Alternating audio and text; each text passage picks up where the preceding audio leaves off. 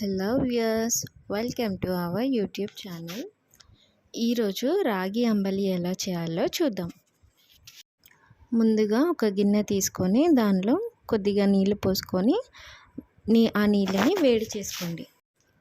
ఇంట్లోనే రాగుల్ని మంచిగా కడిగేసి ఆరబెట్టిన తర్వాత మిక్సీ పట్టేసుకున్నానండి.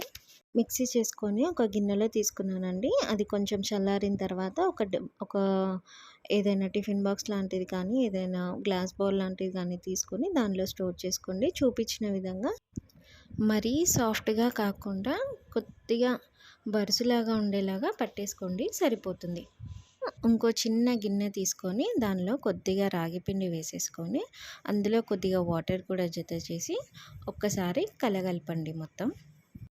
డైరెక్ట్గా ఈ పిండి అనేది ఒకవేళ వేడి నీళ్ళలా వేసామనుకోండి, అది చిన్న చిన్న ఉండల్లాగా కట్టి సరిగ్గా వాటర్లో కరగదండి. సో ముందుగానే ఇలా కొంచెం కలిపేసుకొని దాని తర్వాత వేడి నీళ్ళు ఏదైతే కాచుకొని పెట్టేసుకున్నామో దానిలో ఈ మిశ్రమాన్ని కలిపేసి బాగా కలుపుకొని సిమ్లో బాగా ఉడకనివ్వాలండి.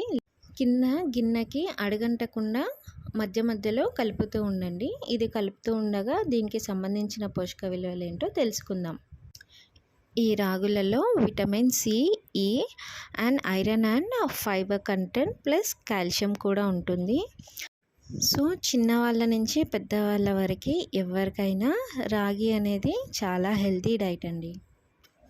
కొద్దిగా దగ్గరైన తర్వాత దానిలోనే చిటికెడు ఉప్పు కూడా వేసి ఇంకొద్దిసేపు సిమ్లో పెట్టేసుకొని ఉడకనివ్వండి.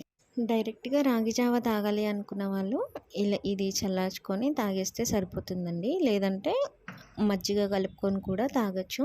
ఫస్ట్ పెరుగుని బ్లెండర్ యూస్ చేసి మొత్తం పల్చగా చేసేస్తానండి.